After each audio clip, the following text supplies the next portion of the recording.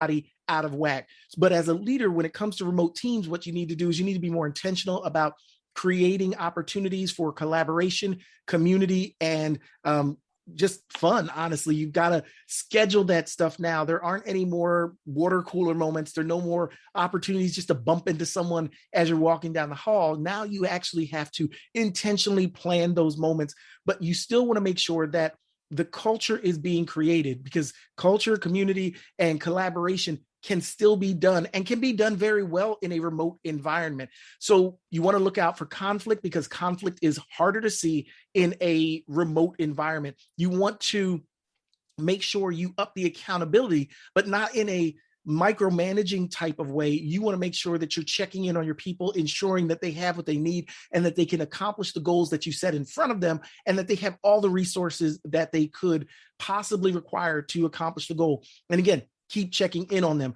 because one of the things we've seen is that people are burnt out and they're kind of feeling isolated.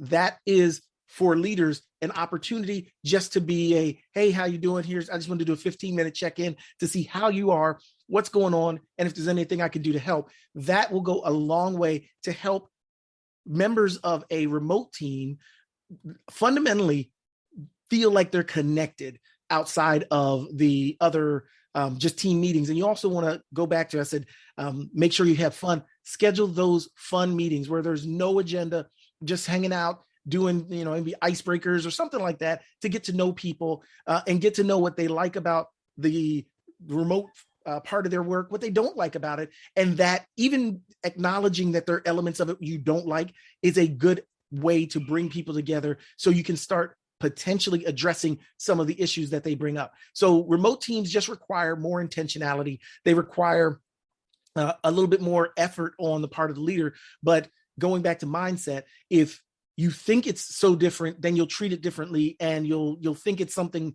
scary and unattainable and not what you know how to do. I would say step back, take a breath. You already know how to do this. You've been getting through this for this many months. You have a proficiency. If you were a good leader before remote teams, you're a good leader now. If you were a bad leader, if you were not a good leader, the quick turn to remote leadership just exposed that opportunity for your growth. So take this as a learning moment. Take it as an opportunity to develop another tool in your toolkit, because remote teams don't have to be difficult. Right. Now, David, tell me, what inspired you to write your book on promotable diversity and equity in the workplace? Oh, so when I wrote Promotable, it was because I was working with a number of clients that were fundamentally going through the exact same experience at the same time. So I had at least 3 clients that were working when they started, but somehow things shifted on their job, and they were like either being walked out the door or they were moving. So what I did was I took all those learnings and put them together in a book, which fundamentally in Promotable, it helps leaders. Oh, I got a copy right here. Hold on one sec. I'll show you. Promotable helps. There you go.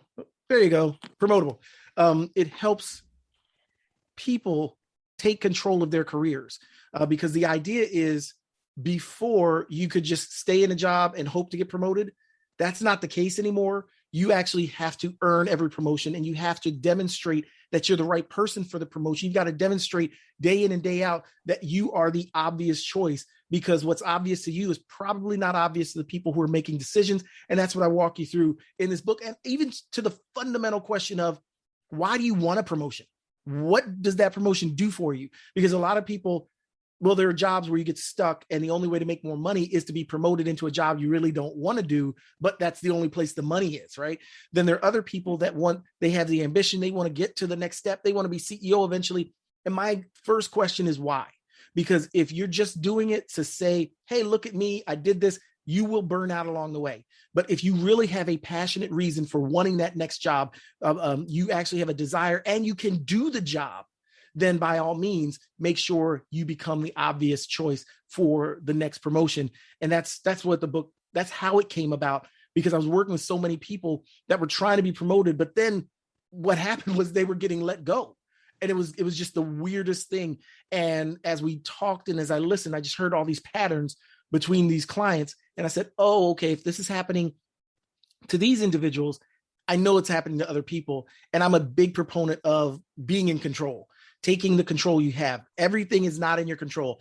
90% of the stuff that happens in the world is not in your control. My point is take that 10% that you do control and work it. Work the things you can control versus, being frustrated and bent out of shape about the things you can't control. Right. Now, David, thank you for that inspiring line. Right. Do you have any parting word you'd like to share with my audience? Well, you will be the best leader you can be if you take the time to be the best leader you can be. I worked with someone a while back, worst leader I ever encountered. And the one thing that he left permanently etched in my memory was he felt that he was a finished product and that there was no more work to be done. Everyone around him saw massive amounts of work that needed to be done. He was absolutely the worst, but he couldn't see it. So 2 things, keep working on you and continue to do the introspective work to make sure you're not believing your own hype, thinking you're the greatest thing since sliced bread, when we all have opportunities for engagement. Last but not least, I would offer to your viewers, we have 3 free trainings on arringtontraining.com. One is leading meetings that don't suck. Then another one is becoming unstoppable. And the last one slips my mind, but when they get there, they're all together. So we've got 3 free trainings on arringtontraining.com. And I would welcome any and all of your wonderful viewers to take a look at those absolutely free of charge, and they can, continue to work on them. Right. I wish you best of luck in the project. So David, do you have any I know you have a social media connection, so we like to have them. Like I mentioned, arringtoncoaching.com, arringtontraining.com, and you can find me on LinkedIn most days. I mean, I have Twitter too, but I mean, I'm never on Twitter, but yeah.